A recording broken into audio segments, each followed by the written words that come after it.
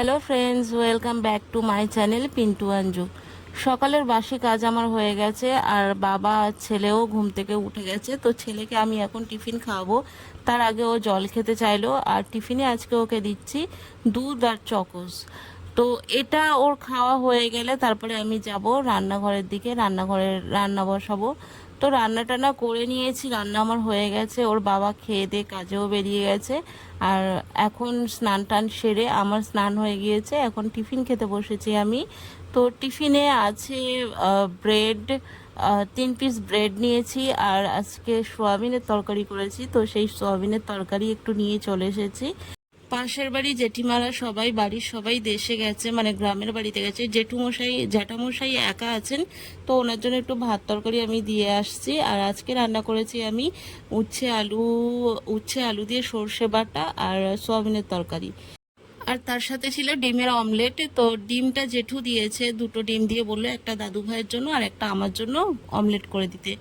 তো জেঠুকে দিয়ে এসেছি, ছেলেকেও করে খাইয়ে দিয়েছি, অমলেট করে ওকে ভাত খাইয়ে দিয়েছি। তারপরে আমি খেয়ে নিলাম। আর এবারে দেখো সন্ধ্যের বাবানকে একটু ঘুরিয়ে নিয়ে এসেছি বিকালবেলা, আর সন্ধ্যের টাইমে জামা কাপড় ভাঁজ করছি, কাজ যেন শেষই হয় না।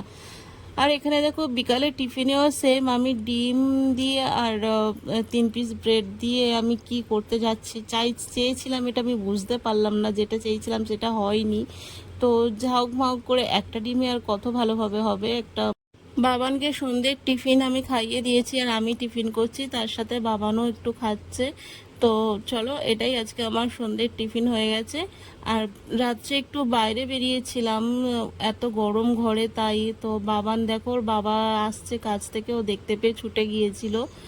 তো আমিও চলে গেলাম বাড়িতে, কারণ ওর বাবা কাজ থেকে এসেছে, এবার মুখ হাত পা ধোবে আর খাবার দাবার গরম করব। যেহেতু দুপুরে একেবারেই রান্না করে নিয়েছিলাম, তো সেই জন্য এই যে ফ্রিজে ছিল সব। যেহেতু আমার ছোট বাচ্চা আছে, তাই আমি একেবারে করে নিয়েছিলাম। ভাত এখানে হয়ে গেছে, আর ওর বাবা বাজার থেকে কিছু সবজি নিয়ে এসেছিল।